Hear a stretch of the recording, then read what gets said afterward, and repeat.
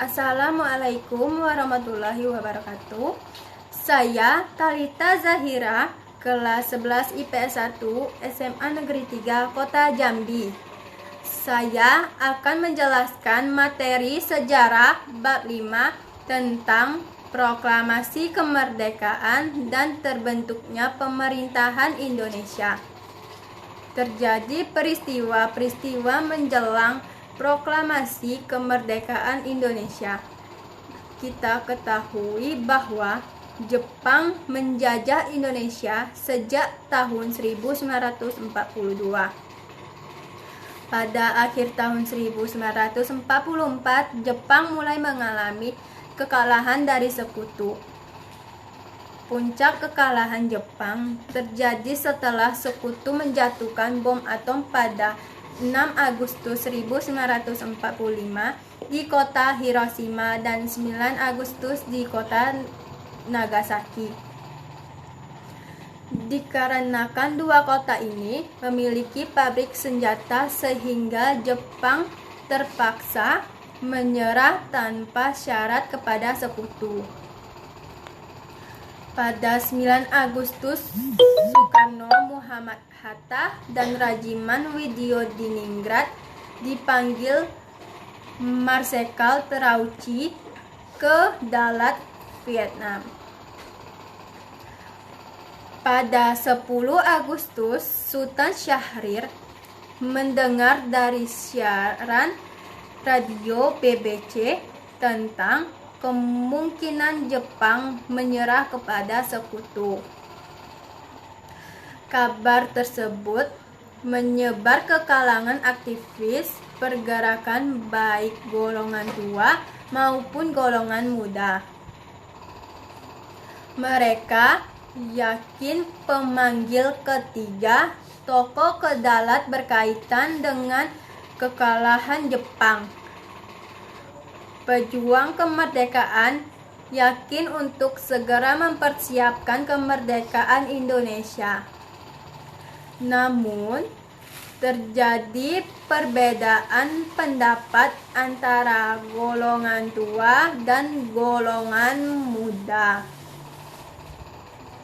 di mana golongan tua ingin proklamasi kemerdekaan Indonesia melalui PPKI, sedangkan golongan muda ingin proklamasi kemerdekaan tanpa melalui PPKI yang dianggap sebagai badan bentukan Jepang.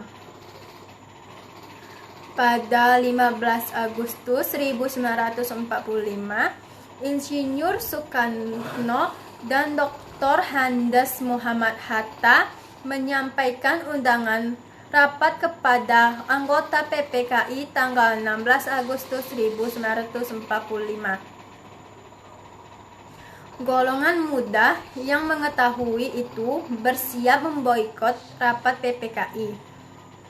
Golongan muda yang dipimpin Khairul Saleh mengadakan rapat di Laboratorium Mikrobiologi Pegangsaan Timur, Jakarta.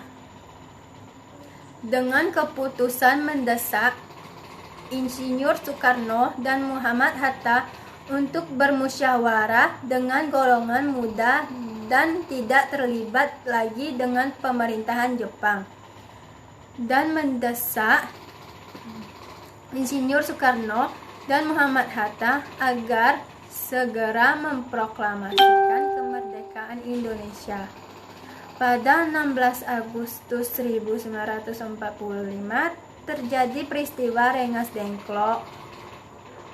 Golongan muda membawa Soekarno dan Muhammad Hatta ke Rengas Dengklok agar jauh dari pengaruh Jepang dan segera melakukan proklamasi. Akhirnya disepakati oleh kedua golongan bahwa proklamasi kemerdekaan Indonesia paling lambat dilakukan pada 17 Agustus 1945. Pada 16 Agustus 1945, malam hari Soekarno-Hatta ke Jakarta. Mereka ke rumah Laksamana Maeda untuk mempersiapkan proklamasi. Tokoh yang terlibat adalah Ahmad Soebardjo, Soekarni, Sayuti Melik, BM Dia, dan Sudiro. Insinyur Soekarno, Muhammad Hatta, dan Ahmad Soebardjo merumuskan teks proklamasi.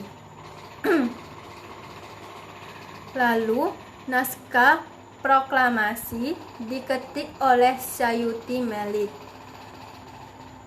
Pada 16 Agustus 1945, suasana persiapan pembacaan teks proklamasi sudah mulai ramai. Insinyur Soekarno ingin berita kemerdekaan Indonesia ini tersebar luas ke daerah-daerah di Indonesia. Proklamasi kemerdekaan Indonesia dimulai dengan pada pukul 10. Upacara proklamasi dimulai dengan pembacaan teks proklamasi pengibaran bendera merah putih yang dijahit oleh Ibu Fatmawati dan sambutan wali kota Suwiryo dan Muwardi. Pasca proklamasi kemerdekaan Indonesia, rakyat Indonesia menyambut dan mendukung upaya selanjutnya untuk mempersiapkan negara Indonesia yang merdeka dan berdaulat. Pada 2 September 1945, Komite Van Aksi mengeluarkan Manifesto Rakyat Nomor 1 yang berisi dukungan terhadap kemerdekaan dan pemerintahan Indonesia yang baru terbentuk pada 5 September 1945. Sri Sultan Hamengkubuwono IX dan Sri Paku Alam VII menyatakan dukungan terhadap proklamasi kemerdekaan Indonesia.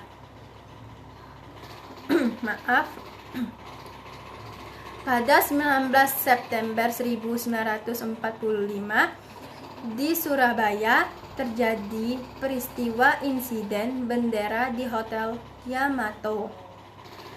Diawali dengan kedatangan pasukan Inggris dan Belanda yang menginap di Hotel Yamato. Salah seorang dari mereka mengibarkan bendera merah putih biru di atas Hotel Yamato. Hal ini memicu kemarahan para pemuda Indonesia. Para pemuda kemudian memanjat atap hotel dan merobek bagian biru dari bendera tersebut hingga menyisakan merah dan putih saja. 19 September ribuan orang berkumpul di lapangan Ikada sebagai bentuk dukungan spontan terhadap proklamasi kemerdekaan sekaligus protes atas sikap Jepang yang masih mempertahankan status quo. Pada 26.000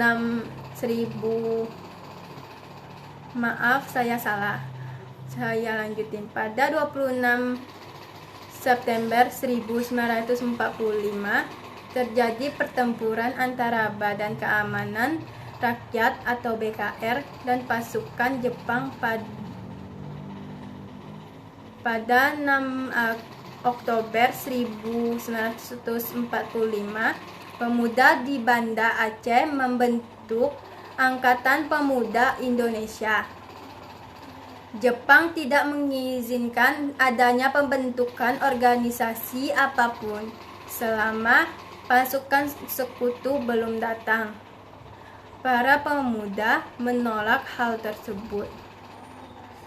Sebaliknya, mereka justru menyerbu kantor pemerintahan Jepang untuk mengambil alih dan mengibarkan bendera merah putih.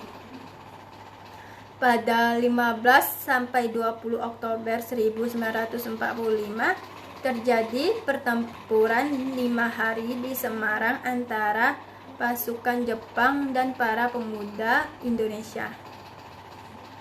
Proklamasi kemerdekaan Indonesia merupakan bentuk pernyataan kemerdekaan bangsa Indonesia. Tetapi pernyataan kemerdekaan belum cukup bagi berdirinya sebuah negara merdeka. Terdapat syarat-syarat berdirinya suatu negara. Adapun syarat konstitutif yaitu memiliki wilayah, rakyat, dan pemerintahan. Serta syarat deklaratif yaitu adanya pengakuan dari negara lain terhadap kemerdekaan sehingga dapat saling bekerja sama internasional.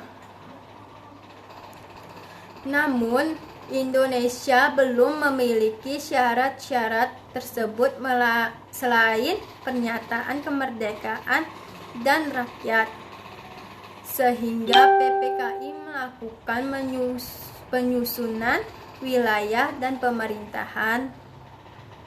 Sidang pertama PPKI pada tanggal 18 Agustus 1945 menghasilkan keputusan untuk A.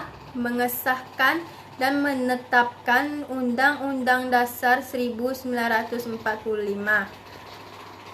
Kedua, memiliki Insinyur Soekarno sebagai Presiden dan Dr. Andes Muhammad Hatta sebagai Wakil Presiden. Ketiga, Presiden menjalankan tugasnya dibantu oleh Komite Nasional Indonesia. Lalu, sidang kedua PPKI diadakan pada tanggal 19 Agustus 1945 dan menghasilkan keputusan. Yang pertama, pembentukan 12 departemen beserta para pejabat kementeriannya. Yang kedua, pembagian wilayah Indonesia menjadi 8 provinsi beserta penetapan gubernur wilayahnya. Selanjutnya, diadakan sidang ketiga PPKI tanggal 22 Agustus 1945 yang hasilnya yang pertama, pembentukan Komite Nasional Indonesia. Yang kedua, pembentukan Partai Nasional Indonesia sebagai partai tunggal yang diketahui oleh Insinyur Soekarno. Yang ketiga, membentuk Badan Keamanan Rakyat atau BKR sebagai Tentara Nasional Indonesia. Setelah terbentuknya sistem pemerintahan Indonesia, hasil sidang PPKI, pemerintahan baru Indonesia tidak dapat langsung menjalankan roda pemerintahannya dengan lancar. Beberapa tokoh nasional berpendapat bahwa perlu adanya perubahan dalam sistem pemerintahan Indonesia sesuai kehidupan politik pada saat itu. Yang pertama, penambahan fungsi KNIP sebagai badan legislatif. Yang kedua, perubahan sistem pemerintahan presidensial menjadi sistem parlementer. Yang ketiga, pembentukan kabinet parlementer. Keempat, pemilihan Perdana Menteri sebagai kepala pemerintahan. Yang kelima, pembentukan Tentara Nasional Indonesia. Sekian penjelasan materi bab 5 dari saya. Wassalamualaikum warahmatullahi wabarakatuh.